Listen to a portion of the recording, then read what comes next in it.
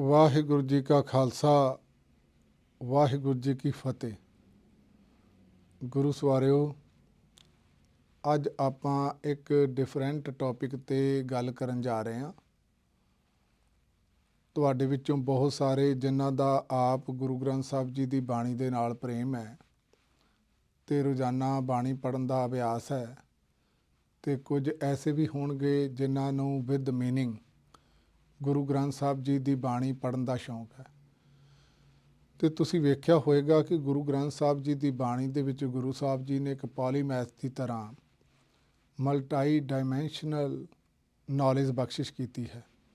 ਜ਼ਿੰਦਗੀ ਦੇ ਹਰ ਪੱਖ ਨੂੰ ਮੁੱਖ ਰੱਖ ਕੇ ਹਰ ਐਸਪੈਕਟ ਦੇ ਉੱਤੇ ਗੁਰੂ ਸਾਹਿਬ ਨੇ ਸਾਨੂੰ ਬਾਣੀ ਦੇ ਵਿੱਚ ਗਾਈਡੈਂਸ ਦੇਣ ਦਾ ਯਤਨ ਕੀਤਾ ਹੈ। ਅਤੇ ਕਲਾਸਾਂ ਗੁਰਮਤਿ ਦੀਆਂ ਲਾਉਂਦਿਆਂ ਹੋਇਆਂ ਜਾਂ ਨੌਜਵਾਨਾਂ ਦੇ ਵਿੱਚ ਵਿਚਰਦਿਆਂ ਜਿਨ੍ਹਾਂ ਨੂੰ ਗੁਰੂ ਗ੍ਰੰਥ ਸਾਹਿਬ ਜੀ ਦੀ ਬਾਣੀ ਦਾ ਪੜ੍ਹਨ ਦਾ ਸ਼ੌਂਕ ਹੈ, ਮੈਂ ਕਈ ਵਾਰੀ ਇੱਕ ਅਰਜ਼ ਕਰਦਾ ਹੁੰਦਾ ਕਿ ਅੱਜ ਗੁਰੂ ਗ੍ਰੰਥ ਸਾਹਿਬ ਜੀ ਦੀ ਬਾਣੀ ਦੇ ਆਪਾਂ ਰਿਲੀਜੀਅਸ ਪੁਆਇੰਟ ਆਫ ਵਿਊ ਦੇ ਨਾਲ ਉਹਦੀ ਵਿਆਖਿਆ ਕਰਦੇ ਹਾਂ, ਅਤੇ ਇਸੇ ਤਰ੍ਹਾਂ ਸਾਨੂੰ ਗੁਰੂ ਗ੍ਰੰਥ ਸਾਹਿਬ ਜੀ ਦੀ ਬਾਣੀ ਦੇ ਇੰਟਰਡਿਸਪਲਿਨਰੀ ਪੁਆਇੰਟ ਆਫ ਵਿਊ ਦੇ ਨਾਲ ਵੀ ਵਿਆਖਿਆ ਕਰਨੀ ਚਾਹੀਦੀ ਹੈ। ਇੰਟਰਡਿਸਪਲਿਨਰੀ ਦਾ ਮਤਲਬ ਹੈ ਜਿਵੇਂ ਇੱਕ ਸਾਇੰਸ ਡਿਸਿਪਲਨ ਹੈ, ਜਿਵੇਂ ਸਾਈਕੋਲੋਜੀ ਇੱਕ ਡਿਸਿਪਲਨ ਹੈ, ਸੋਸ਼ੀਓਲੋਜੀ ਇੱਕ ਡਿਸਿਪਲਨ ਹੈ, ਪੋਲਿਟੀ ਹੈ, ਅਤੇ ਇਸ ਤਰ੍ਹਾਂ ਇਕੋਨਮੀ ਹੈ। ਅਤੇ ਗੁਰੂ ਸਾਹਿਬ ਜੀ ਦੀ ਬਾਣੀ ਦਾ ਪਹਿਲੀ ਗੱਲ ਤਾਂ ਸਾਰੇ ਸਿੱਖਾਂ ਨੂੰ ਆਪ ਪਾਠ ਕਰਨਾ ਚਾਹੀਦਾ। ਅਤੇ ਜਿਹੜੇ ਸਾਡੇ ਨੌਜਵਾਨ ਨੇ ਖਾਸ ਕਰਕੇ, ਕੋਈ ਤੁਹਾਡੇ 'ਚੋਂ ਸਾਈਕੋਲੋਜੀ ਦੇ ਵਿੱਚ PhD ਕਰ ਰਿਹਾ ਹੈ, ਕੋਈ ਸੋਸ਼ੀਓਲੋਜੀ ਦੇ ਵਿੱਚ ਕਰ ਰਿਹਾ ਹੋਏਗਾ, ਕਿਸੇ ਨੇ ਰਾਜਨੀਤੀ ਪੜ੍ਹੀ ਹੈ, ਕਿਸੇ ਨੇ ਹੋਰ ਕਿਸੇ ਪੱਖ ਦੀ ਸਟੱਡੀ ਕੀਤੀ ਹੈ।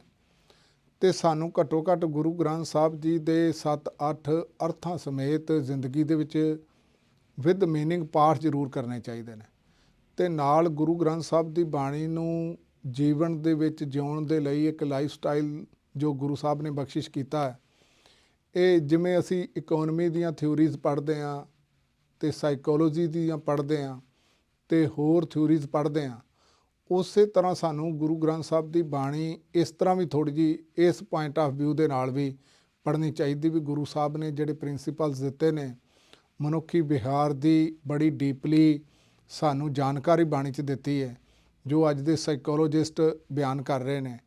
ਅਤੇ ਸਾਨੂੰ ਉਸ ਪੁਆਇੰਟ ਆਫ ਵਿਊ ਦੇ ਨਾਲ ਭਾਵੇਂ ਸਾਰੇ ਸ਼ਬਦਾਂ ਦੀ ਅਸੀਂ ਵਿਆਖਿਆ ਨਾ ਕਰ ਸਕੀਏ, ਪਰ ਘੱਟੋ ਘੱਟ 94 ਸ਼ਬਦਾਂ ਦੀ ਕੁਝ ਗੁਰੂ ਗ੍ਰੰਥ ਸਾਹਿਬ ਦੀ ਬਾਣੀ 'ਚੋਂ ਕੱਢ ਕੇ ਉਹ ਵਿਆਖਿਆ ਉਸ ਹਿਸਾਬ ਦੇ ਨਾਲ ਕਰ ਦੇਣੀ ਚਾਹੀਦੀ ਹੈ।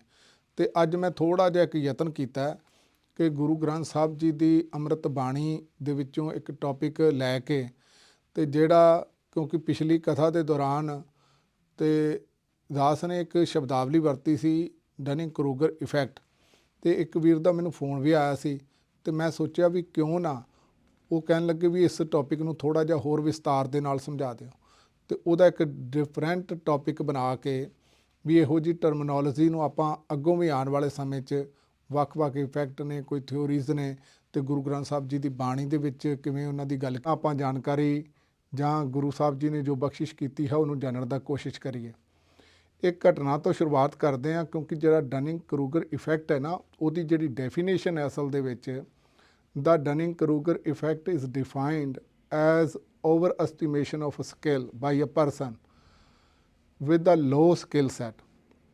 ਜਦੋਂ ਬੰਦੇ ਕੋਲ ਸਕਿੱਲ ਤੇ ਬੜੀ ਥੋੜ੍ਹੀ ਹੋਵੇ ਅਤੇ ਜਾਂ ਨੌਸਿੱਖਿਆ ਹੋਵੇ, ਉਹ ਬੜਾ ਆਪਣੇ ਆਪ ਦੇ ਵਿੱਚ ਓਵਰ ਕੌਨਫੀਡੈਂਸ ਹੋ ਕੇ ਉਛਲ ਕੇ ਗੱਲਾਂ ਕਰੇ ਜਾਂ ਜ਼ਿਆਦਾ ਨੌਲੇਜ ਹੋਣ ਦਾ ਦਾਅਵਾ ਕਰੇ।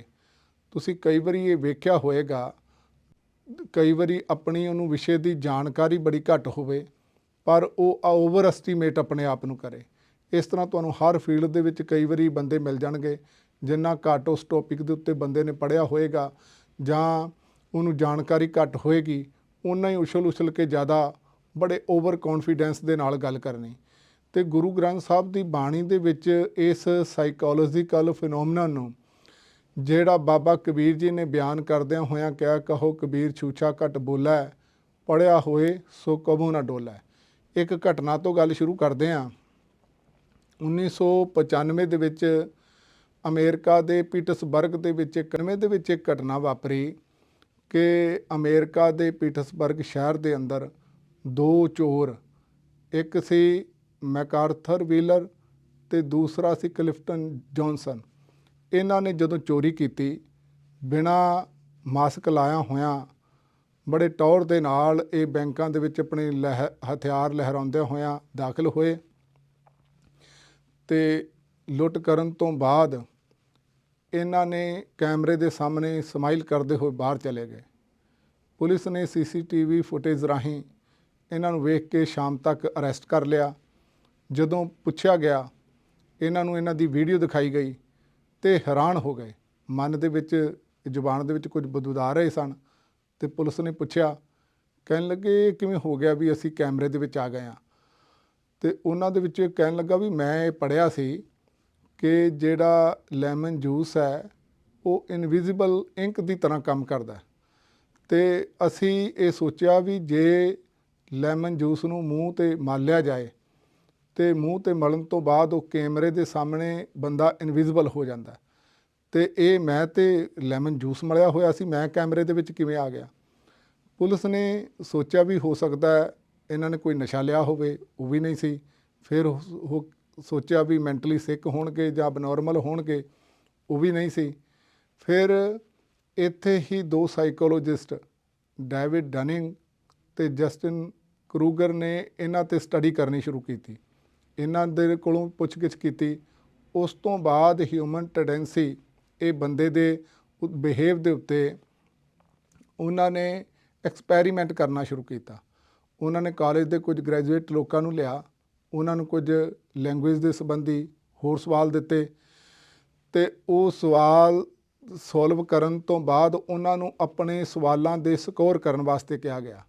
ਉਹਨਾਂ ਨੇ ਵੇਖਿਆ ਵੀ ਜਿਹੜੇ ਬੱਚਿਆਂ ਨੇ ਸਕੋਰ ਘੱਟ ਕੀਤਾ ਸੀ, ਉਹਨਾਂ ਨੇ ਅਸਲ ਦੇ ਵਿੱਚ ਬੜੀ ਵਧਾ ਚੜ੍ਹਾ ਕੇ ਆਪਣੇ ਆਪ ਨੂੰ ਜਾਣਕਾਰ ਹੋਣ ਦਾ ਦਾਅਵਾ ਕੀਤਾ ਤੇ ਜਿਨ੍ਹਾਂ ਨੇ ਜ਼ਿਆਦਾ ਸਕੋਰ ਕੀਤਾ ਸੀ, ਉਹਨਾਂ ਨੇ ਅਸਲ ਦੇ ਵਿੱਚ ਜਿੰਨੇ ਸਕੋਰ ਸੀ ਉਸ ਤੋਂ ਵੀ ਥੋੜ੍ਹਾ ਜਿਹਾ ਘੱਟ ਅੰਦਾਜ਼ਾ ਲਾਇਆ। ਇਸ ਤਰ੍ਹਾਂ ਉਹਨਾਂ ਨੇ ਕਾਫੀ ਐਕਸਪੈਰੀਮੈਂਟਸ ਤੋਂ ਇਹ ਅੰਦਾਜ਼ਾ ਲਾਇਆ ਕਿ ਕਈ ਵਾਰੀ ਇਹ ਹਿਊਮਨ ਟੈਂਡੈਂਸੀ ਇਹ ਵੀ ਜਿਹੜੇ ਟੌਪਿਕਾਂ 'ਤੇ ਕਈ ਵਾਰੀ ਸਾਨੂੰ ਘੱਟ ਜਾਣਕਾਰੀ ਹੋਵੇ ਤੇ ਕੇਵਲ ਕੁਝ ਖਾਸ ਬੰਦਿਆਂ ਨੂੰ ਨਹੀਂ, ਤੁਸੀਂ ਅੱਜ ਵੀ ਵੇਖੋ ਕਿ ਨਵੀਂ ਡਰਾਈਵਿੰਗ ਬੰਦਾ ਸਿੱਖੇ ਜਾਂ ਕਿਸੇ ਫੀਲਡ ਦੇ ਵਿੱਚ ਨੋ ਸਿੱਖਿਆ ਹੋਵੇ, ਉਹ ਜ਼ਿਆਦਾ ਜਿਹੜਾ ਓਵਰ ਐਸਟੀਮੇਟ ਕਰਨਾ ਸ਼ੁਰੂ ਕਰ ਦਿੰਦਾ ਤੇ ਇਹ ਵੈਸੇ ਤਾਂ ਸਾਰਿਆਂ ਨਾਲ ਵੀ ਕਈ ਵਾਰੀ ਵਾਪਰ ਜਾਂਦਾ। ਤੇ ਗੁਰੂ ਗ੍ਰੰਥ ਸਾਹਿਬ ਜੀ ਦੀ ਬਾਣੀ ਦੇ ਅੰਦਰ ਇੱਕ ਅਸੀਂ ਸ਼ਬਦ ਪੜ੍ਹਨੇ ਆ। ਗੁਰੂ ਸਾਹਿਬ ਜੀ ਨੇ ਜ਼ਿਕਰ ਕੀਤਾ, ਮੰਤਰੀ ਹੋਏ ਅਠੂਹਿਆਂ ਨਾਗੀ ਲੱਗਿਆ ਜਾਏ। ਇਹਨਾਂ ਨੇ ਤੇ ਭਾਵੇਂ 1996 ਤੋਂ ਬਾਅਦ ਇਹ ਹਿਊਮਨ ਬਿਹੇਵ ਨੂੰ ਟਰਮਡ ਕੀਤਾ, ਭਾਵੇਂ ਕਿ ਬੰਦੇ ਦੇ ਸੁਭਾਅ ਦੇ ਵਿੱਚ ਤੇ ਗੱਲ ਸਦੀਆਂ ਤੋਂ ਹੀ ਹੈ, ਦੂਸਰੇ ਵੱਖ-ਵੱਖ ਲਿਟਰੇਚਰ ਦੇ ਵਿੱਚ ਵੀ ਹੋਏਗੀ। ਤੇ ਗੁਰੂ ਸਾਹਿਬ ਜੀ ਨੇ ਵੀ ਇਹ ਸਾਈਕੋਲੋਜੀਕਲ ਫਿਨੋਮੀਨਨ ਨੂੰ ਗੁਰੂ ਗ੍ਰੰਥ ਸਾਹਿਬ ਦੀ ਬਾਣੀ ਦੇ ਵਿੱਚ ਐਕਸਪਲੇਨ ਕਰਦਿਆਂ ਹੋਇਆਂ ਕਿ ਕਈ ਵਾਰੀ ਬੰਦੇ ਦੇ ਕੋਲ ਜਿਹੜੀ ਸਮਰੱਥਾ ਕੇਵਲ ਬਿੱਛੂਆਂ ਨੂੰ ਵਸ ਕਰਨ ਵਾਲੀ ਹੁੰਦੀ ਹੈ, ਪਰ ਉਹ ਨਾਗਾਂ ਨੂੰ ਹੱਥ ਪਾ ਲੈਂਦਾ ਤੇ ਨਾਗਾਂ ਨੂੰ ਹੱਥ ਪਾ ਕੇ ਮਾਨੋ ਆਪਣੇ ਹੱਥੀ ਆਪਣੇ ਆਪ ਨੂੰ ਆਪ ਹੀ ਕੂਚਾ ਚਵਾਤਾ ਲਾ ਲੈਂਦਾ ਤੇ ਆਪਣੇ ਆਪ ਬਰਬਾਦ ਹੋ ਜਾਂਦਾ। ਛੋਟੀਆਂ ਇਹੋ ਜਿਹੀਆਂ ਕਈ ਐਗਜ਼ਾਮਪਲਸ ਨੇ ਸਾਡੀ ਆਮ ਜ਼ਿੰਦਗੀ ਦੇ ਵਿੱਚ ਵੀ। ਤੁਸੀਂ ਵੇਖੋ ਕਈ ਵਾਰੀ ਪਿੰਡ ਦੇ ਵਿੱਚ ਮੰਨ ਲਓ ਬੰਦਾ ਥੋੜ੍ਹੇ ਕੁ ਬੰਦਿਆਂ ਨੂੰ ਕੁੱਟ ਕੇ ਕੰਟਰੋਲ ਕਰ ਲਏ, 2-4 ਬੰਦਿਆਂ ਨੂੰ, 10-12 ਉਹਦੇ ਨਾਲ ਬੰਦੇ ਹੋਣ ਤੇ ਉਹ ਕੁਝ ਬੰਦਿਆਂ ਨੂੰ ਕੁੱਟ ਕੇ ਕੰਟਰੋਲ ਕਰ ਲਏ। ਉਸ ਤੋਂ ਬਾਅਦ ਉਹ ਸੋਚੇ ਵੀ ਮੈਂ ਕੂ ਕਰਕੇ ਇਹ ਦੇਸ਼ ਦਾ ਬਾਦਸ਼ਾਹ ਜਾਂ ਇੰਪਾਇਰ ਬਣ ਸਕਦਾ। ਇਸ ਤਰ੍ਹਾਂ ਦਾ ਮਨ ਦੇ ਅੰਦਰ ਭਰਮ ਹੋ ਸਕਦਾ। ਇੱਕ ਮੈਨੂੰ ਪੰਜਾਬੀ ਲਿਟਰੇਚਰ ਦੇ ਵਿੱਚੋਂ ਕਹਾਣੀ ਯਾਦ ਆ ਗਈ।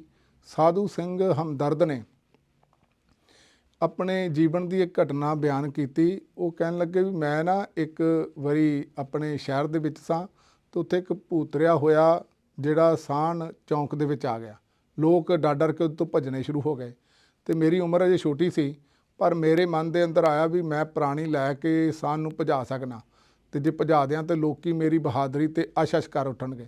ਕਹਿੰਦਾ 2-3 ਫੁੱਟ ਦੀ ਸੋਟਾ ਪ੍ਰਾਣੀ ਲੈ ਕੇ ਮੈਂ ਜਾ ਕੇ ਸਾਹਣ ਦੇ 2-3 ਮਾਰੀਆਂ ਤੇ ਸਾਹਣ ਨੇ ਪਿੱਛੇ ਮੁੜ ਕੇ ਜੋ ਕਰਨਾ ਸੀ ਮੈਨੂੰ ਢਾਲਿਆ ਤੇ ਭੱਜ ਕੇ ਬੰਦਿਆਂ ਨੇ ਮੇਰੀ ਜਾਨ ਬਚਾਈ, ਨਹੀਂ ਤੇ ਉਦੋਂ ਜਿਹੜਾ ਮੇਰਾ ਬਹੁਤ ਜ਼ਿਆਦਾ ਨੁਕਸਾਨ ਹੋ ਸਕਦਾ ਸੀ।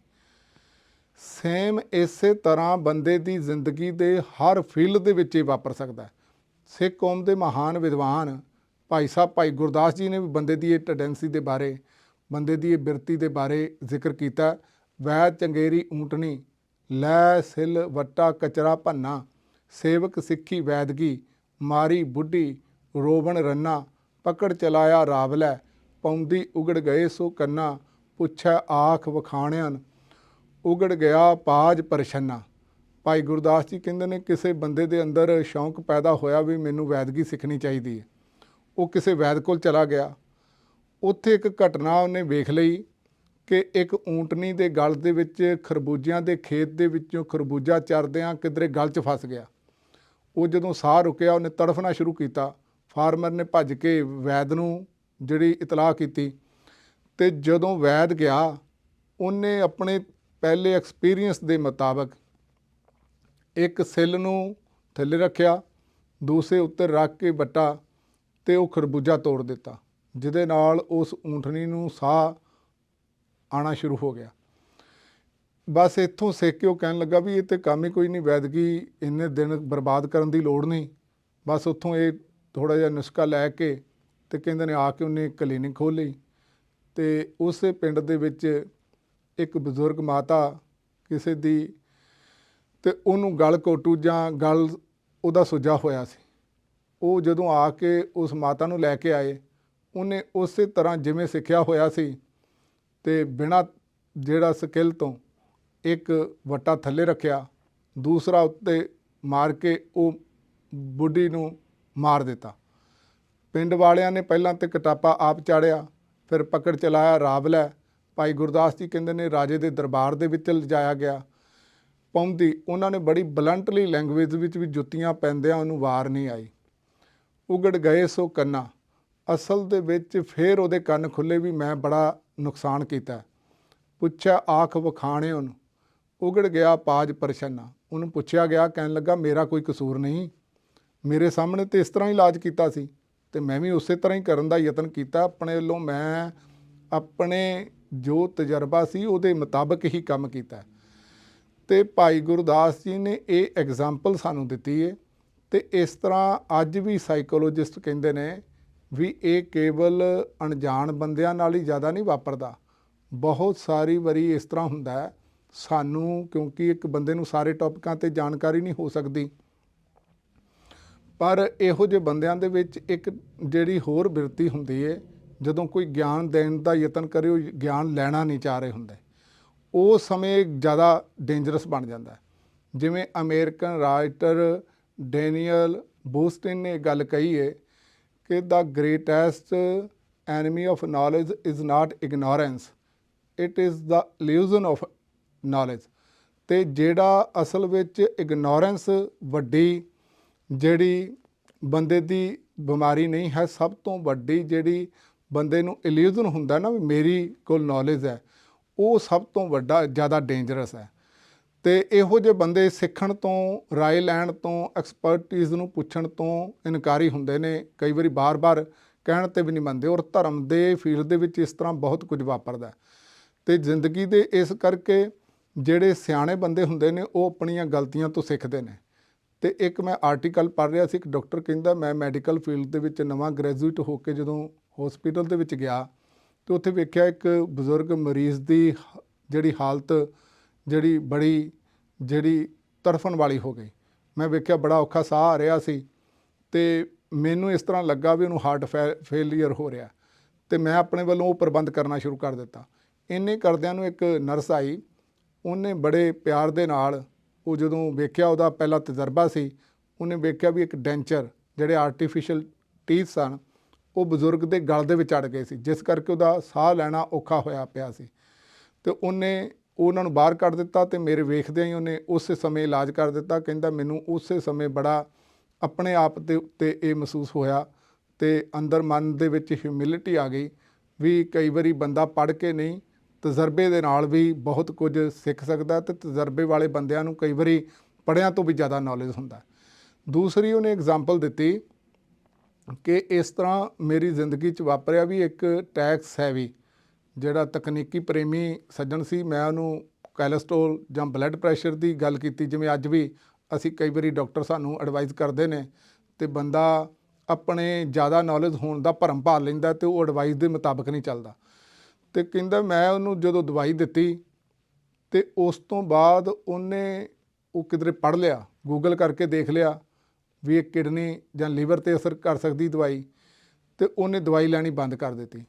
ਉਸ ਤੋਂ ਕੁਝ ਦਿਨਾਂ ਬਾਅਦ ਹੀ ਬੜਾ ਸੀਵੀਅਰ ਹਾਰਟ ਅਟੈਕ ਆਇਆ, ਬੜੀ ਮੁਸ਼ਕਿਲ ਉਹਦੀ ਜਾਨ ਬਚੀ ਤੇ ਫਿਰ ਉਹਨੂੰ ਪਤਾ ਲੱਗਾ ਕਿ ਅਸਲ ਦੇ ਵਿੱਚ ਮੈਂ ਗਲਤੀ ਕੀਤੀ।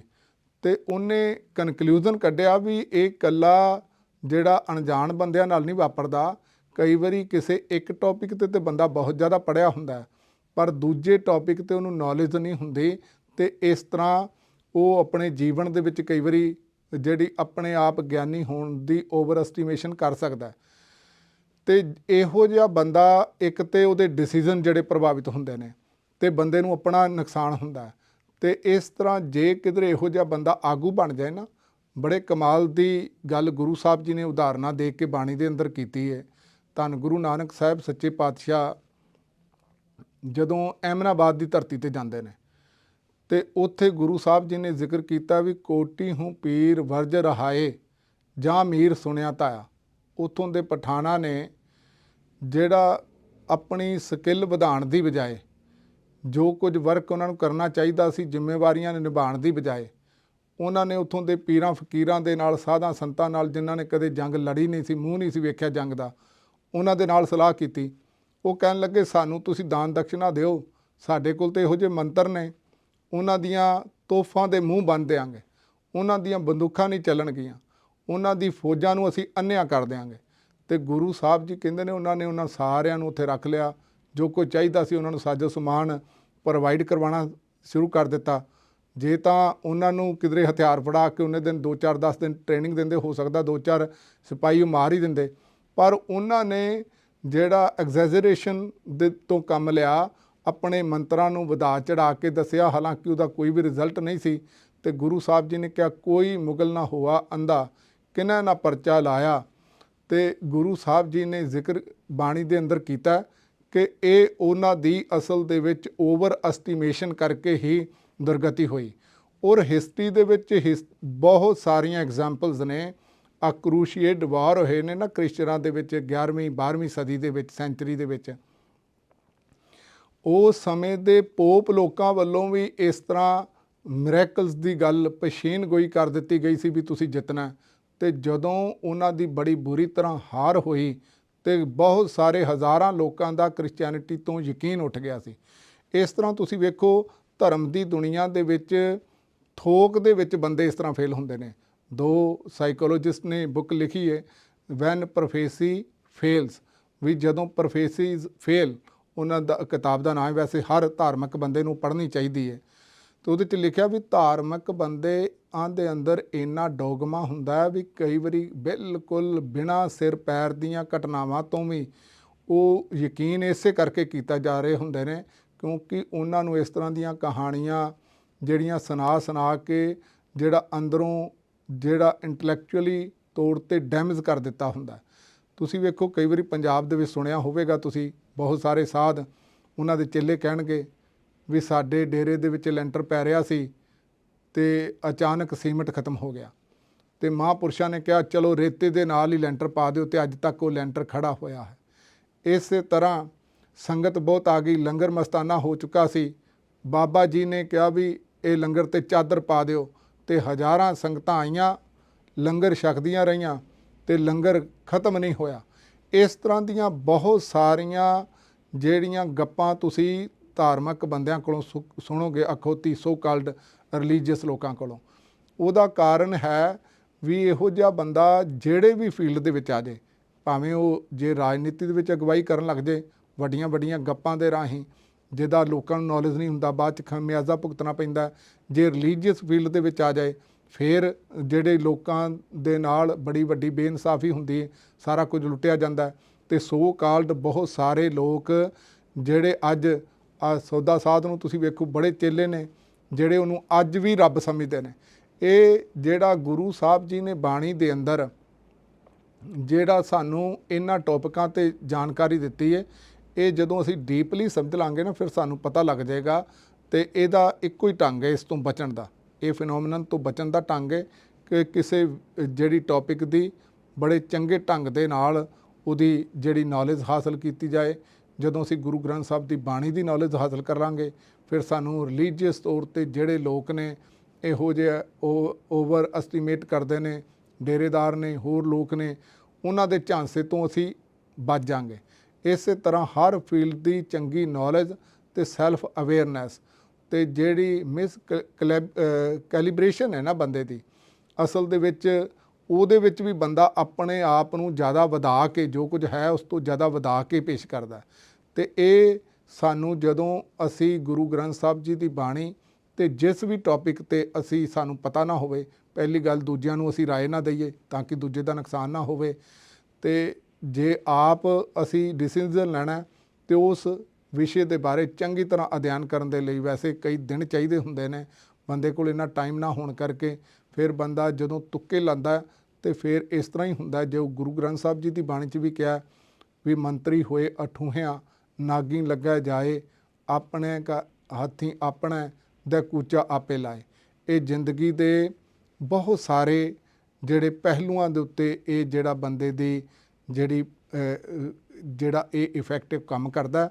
ਇਸ ਕਰਕੇ ਸਾਨੂੰ ਸਾਰਿਆਂ ਦੀ ਪ੍ਰੋਪਰ ਜਾਣਕਾਰੀ ਲੈ ਕੇ, ਜੇ ਧਰਮ ਦੇ ਫੀਲਡ ਦੇ ਵਿੱਚ ਉਤਰਨਾ ਉਹਦੇ ਵਿੱਚ ਵੀ ਪ੍ਰੋਪਰ ਜਾਣਕਾਰੀ। ਭਾਈ ਗੁਰਦਾਸ ਜੀ ਨੇ ਬੜੇ ਕਮਾਲ ਦਾ ਇੱਕ ਕਵਿਤ ਉਚਾਰਨ ਕੀਤਾ।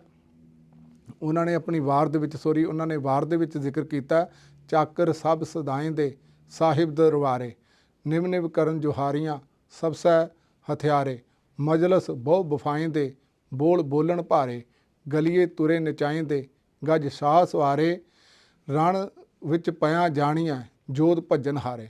ਉਹ ਕਹਿੰਦੇ ਨੇ ਜਿਵੇਂ ਰਾਜੇ ਦੇ ਦਰਬਾਰ ਦੇ ਵਿੱਚ ਆਪਣੇ ਆਪ ਨੂੰ ਸਾਰੇ ਰਾਜੇ ਦੇ ਵਫਾਦਾਰ ਖਵਾਉਂਦੇ ਨੇ, ਅਤੇ ਜਦੋਂ ਆਪਣੀ ਮਜਲਿਸ 'ਚ ਬਹਿੰਦੇ ਨੇ ਬੜੇ ਵੱਡੇ ਗੱਲਾਂ ਕਰਦੇ ਨੇ। ਇਸੇ ਤਰ੍ਹਾਂ ਗੁਰੂ ਗ੍ਰੰਥ ਸਾਹਿਬ ਜੀ ਦੀ ਬਾਣੀ ਦੇ ਸਾਹਮਣੇ ਕਿਉਂਕਿ ਸਾਨੂੰ ਸਾਰਿਆਂ ਨੂੰ ਹੁਕਮ ਹੈ, ਗੁਰੂ ਗ੍ਰੰਥ ਸਾਹਿਬ ਜੀ ਗੁਰੂ ਨੇ, ਅਤੇ ਅਸੀਂ ਆਪਣੇ ਆਪ ਨੂੰ ਗੁਰੂ ਗ੍ਰੰਥ ਸਾਹਿਬ ਜੀ ਦੇ ਸਿੱਖ ਸਮਝਦੇ ਹਾਂ। ਜਦੋਂ ਗੱਲਾਂ ਦੇ ਵਿੱਚ ਸੱਥ ਦੇ ਵਿੱਚ ਬੈਠਾ ਹੋਵੇ ਬੰਦਾ, ਚਾਰ ਬੰਦਿਆਂ ਦੇ ਵਿੱਚ ਆਪਣੇ ਆਪ ਨੂੰ ਬੜਾ ਵੱਡਾ ਗੁਰਸਿੱਖ ਵੀ ਆਪਣੇ ਆਪ ਬੰਦਾ ਸਮਝਦਾ ਹੈ। ਅਤੇ ਗਲੀਏ ਤੁਰੇ ਨਚਾਏਂਦਾ ਵੀ ਜਦੋਂ ਕਿਧਰੇ ਰਾਜੇ ਦਾ ਜਲੂਸ ਨਿਕਲੇ, ਉਹ ਕਈ ਵਾਰੀ ਉਹਨਾਂ ਦੇ ਘੋੜੇ ਡਾਂਸ ਕਰਦੇ ਨੇ, ਵੱਡੇ ਹਾਥੀਆਂ 'ਤੇ ਸਵਾਰ ਹੋ ਕੇ ਸਜਾ ਕੇ ਉਹ ਬਾਹਰ ਨਿਕਲਦੇ ਨੇ। ਇਸ ਤਰ੍ਹਾਂ ਅਸੀਂ ਵੀ ਨਗਰ ਕੀਰਤਨਾਂ ਦੇ ਵਿੱਚ ਕਈ ਵਾਰੀ ਮੋਟਰਸਾਈਕਲਾਂ 'ਤੇ ਨੋ ਡਾਊਟ ਵੀ ਇਹ ਗੱਲਾਂ ਦੇ ਨਾਲ ਜੇ ਸਾਡੇ ਅੰਦਰ ਪਿਆਰ ਹੋਵੇ, ਵਾਸਤਵਿਕ ਪਿਆਰ ਹੋਵੇ, ਅਤੇ ਫਿਰ ਗੱਲ ਬਣ ਸਕਦੀ ਹੈ। ਪਰ ਉੱਥੇ ਕਈ ਵਾਰੀ ਇਹ ਸਾਰਾ ਕੁਝ ਅਟੈਂਡ ਕਰਦਿਆਂ, ਗੁਰਦੁਆਰੇ ਦੇ ਸਮਾਗਮ ਅਟੈਂਡ ਕਰਦਿਆਂ ਭਾਈ ਗੁਰਦਾਸ ਜੀ ਨੇ ਜ਼ਿਕਰ ਕੀਤਾ ਵੀ ਗੱਲਾਂ ਦੇ ਨਾਲ ਬੰਦਾ ਗੁਰੂ ਦਾ ਬੜਾ ਵਫਾਦਾਰ ਸਮਝਦਾ ਆਪਣੇ ਆਪ ਨੂੰ, ਪਰ ਰਣ ਵਿੱਚ ਪਿਆ ਜਾਣੀਆਂ ਜੋਧ ਭੱਜਣ ਹਾਰੇ। ਜਦੋਂ ਗੁਰੂ ਪ੍ਰੀਖਿਆ ਲਏ ਜਾਂ ਅਸਲ ਵਿੱਚ ਧਰਮ ਦੀ ਪ੍ਰੀਖਿਆ 'ਚੋਂ ਗੁਜ਼ਰਨਾ ਪਏ, ਜਦੋਂ ਆਈਡੀਓਲੋਜੀ ਦੀ ਗੱਲ ਕਰਨੇ ਆ, ਅਤੇ ਅੱਜ ਗੁਰੂ ਨਾਨਕ ਸਾਹਿਬ ਜੀ ਦੇ ਨਾਮ ਲੇਵਾ ਤਕਰੀਬਨ 3 ਕਰੋੜ ਦੇ ਸਿੱਖ ਅਸੀਂ ਕਹਿੰਦੇ ਹਾਂ, ਅਤੇ 2-3 ਹਜ਼ਾਰ ਬੰਦੇ ਵੀ ਬੜੀ ਮੁਸ਼ਕਿਲ ਹੈ ਜੇ ਲੱਭਣੇ ਜਿਨ੍ਹਾਂ ਨੇ ਆਈਡੀਓਲੋਜੀ ਨੂੰ ਸਮਝਿਆ ਹੋਵੇ ਅਤੇ ਉਹਦੇ ਮੁਤਾਬਕ ਚੱਲ ਕੇ ਆਪ ਜਪੋ ਅਵਰਾ ਨਾਮ ਜਪਾਓ ਦੇ ਮੁਤਾਬਕ ਵਰਕ ਕਰਦੇ ਹੋਣ। ਇਸ ਕਰਕੇ ਅਸੀਂ ਆਪਣੀ ਵਫਾਦਾਰੀ ਗੁਰੂ ਸਾਹਿਬ ਦੇ ਪ੍ਰਤੀ ਜਿਹੜਾ ਪਿਆਰ ਹੈ ਉਹਦੀ ਵੀ ਓਵਰ ਐਸਟੀਮੇਸ਼ਨ ਨਹੀਂ ਹੋਣੀ ਚਾਹੀਦੀ। ਸਾਡੇ ਅੰਦਰ ਵਾਕਿਆ ਹੀ ਪਿਆਰ ਹੋਣਾ ਚਾਹੀਦਾ ਹੈ। ਗੁਰੂ ਸਾਹਿਬ ਜੀ ਕਿਰਪਾ ਕਰਨ, ਜੋ ਗੁਰੂ ਸਾਹਿਬ ਜੀ ਨੇ ਸਾਨੂੰ ਨੌਲੇਜ ਬਾਣੀ ਦੇ ਅੰਦਰ ਬਖਸ਼ਿਸ਼ ਕੀਤਾ ਹੈ, ਉਹਨੂੰ ਇਸੇ ਤਰ੍ਹਾਂ ਆਪਾਂ ਇਸ ਤਰ੍ਹਾਂ ਦੀਆਂ ਸਾਈਕੋਲੋਜੀਕਲ ਟਰਮ ਦੇ ਨਾਲ ਜੋੜ ਕੇ ਆਉਣ ਵਾਲੇ ਸਮੇਂ ਦੇ ਵਿੱਚ ਸਮਝਣ ਦਾ ਯਤਨ ਕਰਾਂਗੇ ਜੀ। ਅਤੇ ਬੇਨਤੀ ਹੈ ਵੀ ਆਪਣੇ ਕਮੈਂਟਾਂ ਦੇ ਰਾਹੀਂ ਜ਼ਰੂਰ ਦੱਸਿਓ ਵੀ ਇਹ ਅੱਜ ਦਾ ਜਿਹੜਾ ਟੌਪਿਕ ਆਪ ਜੀ ਨੂੰ ਕਿਸ ਤਰ੍ਹਾਂ ਲੱਗਾ। ਇਨ ਫਿਊਚਰ ਇਸ ਤਰ੍ਹਾਂ ਦੇ ਹੋਰ ਟਰਮਨੋਲੋਜੀ ਨੂੰ ਜੋ ਗੁਰੂ ਗ੍ਰੰਥ ਸਾਹਿਬ ਜੀ ਦੀ ਬਾਣੀ ਦੇ ਵਿੱਚ ਬਹੁਤ ਵਧੀਆ ਸਿੱਖਿਆ ਦਿੱਤੀ ਗਈ ਉਹਦੇ ਨਾਲ ਜੋੜ ਕੇ ਆਪਾਂ ਸਮਝਣ ਦਾ ਯਤਨ ਕਰਾਂਗੇ।